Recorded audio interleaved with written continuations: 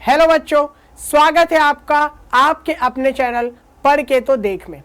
तो बच्चे कैसे हैं आप सभी? जल्दी से एक बार कर दो कमेंट और बता दो क्या हाल चाल है आप सभी का। बच्चे आज का जो वीडियो है ये काफ़ी स्पेशल है। काफ़ी सारे बच्चों का क्वेश्चन होता है कि सर मैथ को कैसे स्ट्रॉन्ग करें, मेरा मैथ सर वीक है, कैसे इसको स्ट्रॉन्ग बनाऊं। पहली जो क्लासेस थी उसमें मैंने बेसिक अच्छे से पढ़ा नहीं था, अब क्या करूं सर? मेरा कैलकुलेशन मिस्टेक बहुत ज़्यादा होता है सर। क्वेश्चंस तो मेरे बन जाते हैं लेकिन एक छोटे से मिस्टेक की वजह से पूरा आंसर मेरा हो जाता है गलत। सर मुझे फॉर्मूला समझ में आ जाता है, मुझे कॉन्सेप्ट समझ में आ जाता है, लेकिन मुझसे सवाल हल नहीं होता। सर क्वेश्चन जब मैं पढ़ता हूँ तो मुझे क्वेश्चन ही देख के नहीं समझ में आता। भाई इनमें से एक क्वेश्चन आपका भी हो सकता है ना कि सर ये प्रॉब्लम मेरे को है कि नहीं। तो यहाँ पे भाई इन्हीं सभी प्रॉब्लम्स के बारे में बात करेंगे कि कैसे अपने मैथ को हम ठीक करें, और बाकी सब्जेक्ट के लिए भी ये हमारे पॉइंट्स काम आएंगे जो मैं इस वाले वीडियो में आपको बताने वाला हूँ। तो देख लेते हैं बच्चे कि यहाँ पे कुछ पॉइंट्स हैं जिसको आप अच्छे से ध्यान में रखो, है ना। पहला पॉइंट आपके सामने क्या निकल के आता है कि मैथ्स को दैनिक जीवन से रिलेट करो। बेटा डेली लाइफ में आपका मैथ बहुत ज़्यादा काम आता है। आप किसी शॉप में भी जाते हो ना, तो शॉप में आप पैसे देते हो, पैसे एक्सचेंज करते हो, है ना। कुछ पैसे देते हो तो उसमें से कुछ आपको बचे हुए पैसे वापस मिलते हैं, है ना। किसी चीज़ का दाम कम है, उसका बाद में दाम बढ़ जाता है। किसी चीज़ को खरीदने पे आपको लाभ हो जाता है, किसी चीज़ को खरीदने पे आपको हानि हो जाता है। दैनिक जीवन में अगर आप देखोगे तो मैथ्स ही मैथ्स है। अगर आप मैथ्स को अपनी कॉपी के, अपने बुक्स के मैथ को रिलेट करोगे दैनिक जीवन के मैथ से, तो आपको मैथ और ज़्यादा इजी लगेगा। मैथ को एक सब्जेक्ट की तरह, एक बुक में लिखे हुए लाइन की तरह मत पढ़ो, मैथ को हमेशा रिलेट करके पढ़ो, तो आपको चीज़ें बहुत ही ज़्यादा आसानी से समझ में आएंगी। ठीक है, ये एक बहुत ज़्यादा इंपॉर्टेंट पॉइंट है। बात करूं बच्चे मैं सेकंड पॉइंट की, तो पिछली क्लासेस के सभी फॉर्मूलाज नोट्स बना लो। ये बहुत ज़्यादा इंपॉर्टेंट है। काफ़ी सारे बच्चे होते हैं जो भाई पुरानी क्लासेस पढ़ते हैं और फिर भूल जाते हैं। ठीक है, जैसे कि यहाँ पे मैंने कहा मैथ फॉर्मूला क्लास 6 to 12। अगर आप 10th में हो तो क्लास 6 to 9 के आपके पास पूरे फॉर्मूला पते होने चाहिए। अगर आप क्लास 11th में हो तो 6 to 10 के आपके पास पूरे फॉर्मूले पता होना चाहिए। ठीक है, तो आप जिस भी क्लास में हो उसके पहले के सारे फॉर्मूले, सारे जो कॉन्सेप्ट है मैथ्स के, वो आपको पता होना चाहिए। चलो बाई चांस आपको नहीं पता है ना, तो क्या करो, फॉर्मूला बुक बना लो। फॉर्मूला बुक आपको हेल्प करेगा उन चीज़ों को याद करने में, मेमोराइज करने में। मेमोराइज करने का मीनिंग ये नहीं है कि आप सबको रट्टा मारो, ऐसा नहीं बोल रहा हूँ। रट्टा नहीं मारना है, क्या करना है भाई, उन फॉर्मूलाज को समझना है। ठीक है, समझ के आगे बढ़ना है। फॉर्मूला बुक जब आप रखोगे तो सभी चीज़ें आपको एक जगह में मिल जाएंगी, तो वो आपको काफ़ी ज़्यादा हेल्प करेगा। ठीक है, चलो भाई अगले पॉइंट देख ले। तीसरा पॉइंट, फ्लो चार्ट्स का यूज़ करो। अब होता क्या है, जब भी हम मैथ की बात करते हैं तो हमेशा हम सिर्फ सवाल लगाने में लग जाते हैं, लेकिन जब हमें परीक्षा में क्वेश्चन पूछता है या कोई कॉन्सेप्ट से रिलेटेड क्वेश्चन आ जाए तो हम कंफ्यूज हो जाते हैं। क्योंकि मैथ में अक्सर होता क्या है कि हमारे पास एक टॉपिक है, उस टॉपिक के अंदर 2-3 चीज़ें हैं और उनमें काफ़ी कुछ सिमिलर होता है और उनके बीच हम काफ़ी ज़्यादा कंफ्यूज हो जाते हैं। तो हमेशा क्या किया करो कि कोई भी टॉपिक स्टार्ट हो, है ना, कोई भी टॉपिक स्टार्ट है, कोई चैप्टर स्टार्ट है, तो हमेशा मेन टॉपिक, मेन चैप्टर के नीचे ये ध्यान रखे करो कि कौन कौन से उनके सब टॉपिक आ रहे हैं, है ना, उनके अंदर कौन कौन से फॉर्मूला आ रहे हैं, कौन कौन से कॉन्सेप्ट आ रहे हैं। तो ट्राई किया करो जब भी आप नोटबुक बनाओ, नोट करो, तो वहाँ पे हमेशा फ्लो चार्ट में दिखा दिया करो चीज़ों को। फ्लो चार्ट में दिखाने से बेटा वो आपको याद रहता है। जैसा कि आपने सुना होगा कि आपको जो इमेजेस है वो ज़्यादा अच्छे से याद होता है वर्ड्स के मुकाबले, है ना। तो फ्लो चार्ट्स से जब आप याद करने का प्रयास करोगे, जब आप फ्लो चार्ट्स को बार बार देखोगे, तो वो चीज़ें आपको जल्दी याद हो जाएगी और आप अलग अलग टॉपिक में, जो एक मेन टॉपिक है उसके अंदर जो अलग अलग टॉपिक है, उसमें डिफरेंस करने में आप ज़्यादा अच्छे से एबल हो पाओगे। ठीक है, तो फ्लो चार्ट काफ़ी ज़्यादा इंपॉर्टेंट है। और साथ ही साथ फ्लो चार्ट आपका कहाँ काम आता है, जब आपको रिवीजन करना होता है, जब आपका एग्जाम वगैरह होता है, तो फ्लो चार्ट आपको हेल्प करता है जल्दी से जल्दी रिवाइज करने में। ठीक है, तो भाई अगले पॉइंट को देख लेते हैं। चौथा पॉइंट, याद करना बंद करो। मैं ये नहीं कह रहा हूं कि याद करना पूरी तरह से बंद कर दो, मेमोराइज करना बंद ही कर दो, ये ऐसा नहीं कह रहा हूं मैं।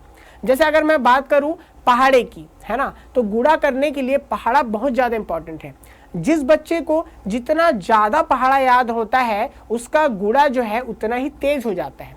तो याद करना भी बहुत जरूरी है। मैं ये नहीं बोल रहा हूँ कि याद मत करो, मैं ये बोल रहा हूँ कि रटो मत, चीजों को समझो। अगर आप 2 अंकों का गुणा भी कर रहे हो तो समझो कि वहां गुणा करने पे हो क्या रहा है असल में, ठीक है। तो आपको मेमोराइज नहीं करना है, सिर्फ याद नहीं करना है, आपको याद करने के साथ साथ उन्हें समझना भी है। तो ये बहुत ज्यादा इंपॉर्टेंट बात है जिसे बच्चे अक्सर भूल जाते हैं, ठीक है। अगला पॉइंट देख लेते हैं, गलतियों को पहचानो। बेटा ये सबसे ज्यादा इंपॉर्टेंट है, ये जो पॉइंट मैं अभी बता रहा हूं ये सबसे ज्यादा इंपॉर्टेंट पॉइंट है। जब भी हम गणित के सवाल करते हैं या गणित को पढ़ते हैं या कोई भी सब्जेक्ट पढ़ते हैं, अगर हम उसमें ये देख लें कि हमसे कहाँ कहाँ पर गलती हो रही है तो हमारा आधा प्रॉब्लम तो वहीं सॉल्व हो जाएगा। जहां भी बेटा गलती हो रहा है उसको स्पेशली मार्क करके रखो, या तो अलग नोटबुक में लिख लो, चाहे तो तुरंत के तुरंत सॉल्व करो, कुछ भी करो, लेकिन जहां पे भी आपको डाउट आता है, जहां पे भी गलतियां हो रही है उसको खासकर ज्यादा ध्यान दिया करो। क्योंकि भाई जो चीजें आपको पहले से समझ में आ गई है वो तो रिवाइज करने पर समझ में आ जाएगी, लेकिन जिन चीजों में आप गलती कर रहे हो और वो कठिन है करके छोड़ दोगे तो बाद में भी वो चीजें नहीं समझ में आएंगी, ठीक है। तो गलती जहां पे हो रही है सबसे ज्यादा ध्यान आपको कहां देना है, वहीं पर देना है, ठीक है। चलो भाई अगले पॉइंट की ओर बढ़ते हैं। 6वां पॉइंट, डाउट्स को पूछना है बहुत जरूरी। बेटा देखो डाउट्स को पूछना बहुत ज्यादा जरूरी होता है। जैसे मैंने कहा कि अपने सभी गलती को मार्क करके रखा करो, वैसे मैं कह रहा हूं कि जब भी डाउट आए, जब भी किसी कॉन्सेप्ट में, किसी टॉपिक में आपको छोटा सा भी डाउट आए तो उस डाउट को पक्का पूछो। चाहे तो अपने दोस्त से पूछो, चाहे अपने टीचर से पूछो, चाहे आपके स्टडी ग्रुप्स होंगे उसमें पूछो, जहां आपको जरूरत लगे पूछ लो। क्योंकि भाई अगर डाउट आपका रह जाएगा तो फिर बाद में वो कॉन्सेप्ट आपको दिक्कत कर जाएगा, ठीक है। अगर आपके कॉन्सेप्ट क्लियर नहीं है तो उससे रिलेटेड सवाल करने भी आपको दिक्कत होंगे, ठीक है। तो अपने डाउट्स हमेशा क्लियर रखो, जिस समय भी डाउट आ रहा है तुरंत क्लियर करो, ठीक है। चलो भाई नेक्स्ट पॉइंट देखते हैं। 7वां पॉइंट है, प्रैक्टिस से ही होगा। बेटा मैथ्स मतलब सीधे सीधे प्रैक्टिस है। मैथ ये नहीं है कि आप सीधे सीधे हवा में माइंड में सोचो और सभी चीजें बन जाए। आपको पेन का यूज करना पड़ेगा, कॉपी का यूज करना पड़ेगा। जब तक आप प्रैक्टिस नहीं करोगे, हाथ से चीजों को लिख के नहीं देखोगे, तब तक आपको मैथ में थोड़ा बहुत कंफ्यूजन तो रहेगा ही। चाहे आपका कॉन्सेप्ट पूरा ही क्लियर हो गया है, लेकिन बिना प्रैक्टिस के आप मैथ में बहुत अच्छे नहीं बन सकते, ठीक है। तो अगर आपके कॉन्सेप्ट क्लियर हैं, आपको सभी चीजें समझ में आ रही है, तो जितना टाइम आप कॉन्सेप्ट को समझने में ले रहे हो उतना ही टाइम बेटा आप प्रैक्टिस करने में भी करो। क्योंकि जितना ज्यादा प्रैक्टिस करोगे आपको मैथ उतना ही ज्यादा आसान लगने लगेगा, ठीक है। चलो भाई अब देखते हैं आखिरी पॉइंट, लास्ट पॉइंट, बंक करना बंद करो। भाई यहाँ पे एक मैंने मीम भी लगा के रखा है। देखो जब सिविल इंजीनियर जब क्लास बंक करता है ना तो क्या होता है, देखो घर उल्टा ही बना दिया। बस ये आपके साथ भी हो सकता है कि अगर आप क्लासेस बंक करोगे तो उससे होता क्या है, आपने 5 लेक्चर अटेंड किए, 6वां लेक्चर आपने कर दिया बंक। फिर आप जब 7वां लेक्चर देखोगे तो आपको कुछ समझ में नहीं आएगा, और 7वां लेक्चर आपने समझा नहीं तो 8वां नहीं आएगा, 8वां नहीं समझा तो 9वां लेक्चर नहीं समझ में आएगा। तो यहां से हो जाता है फ्लो ब्रेक। अगर आपको किसी इमरजेंसी में मान लो कि बंक करना भी पड़ रहा है, क्लास को छोड़ना भी पड़ रहा है, तो बाद में जाके उस क्लास को फिर से देख लो।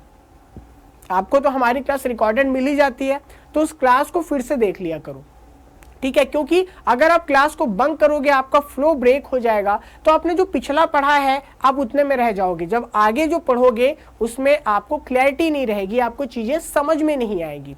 तो बंक करना तो बिल्कुल बंद कर दो, और इमरजेंसी में बंक करना पड़े तो जैसा कि मैंने कहा पक्के से भाई उसको जाके किसी से पूछ लो कि भाई मेरा क्लास हो गया था बंक, मेरा क्लास हो गया था छूट, तो यहाँ पे मुझे समझा दो। क्योंकि अगर मैं अभी नहीं समझ पाया तो मुझे बाद में भी कुछ समझ में नहीं आएगा, ठीक है। तो बेटा ये कुछ पॉइंट्स थे जो अगर आप अपने स्टडी में, डेली लाइफ में रखोगे तो आपको बहुत ज्यादा हेल्प होने वाला है, ठीक है। तो बेटा ऐसे ही टिप्स लेके मैं बाद में भी आता रहूंगा, और अगर आपको किसी भी प्रकार का और डाउट हो स्टडी से रिलेटेड तो आप कमेंट करके पूछ सकते हैं, उसके ऊपर भी एक नया वीडियो बना देंगे। तब तक के लिए thank you and bye bye.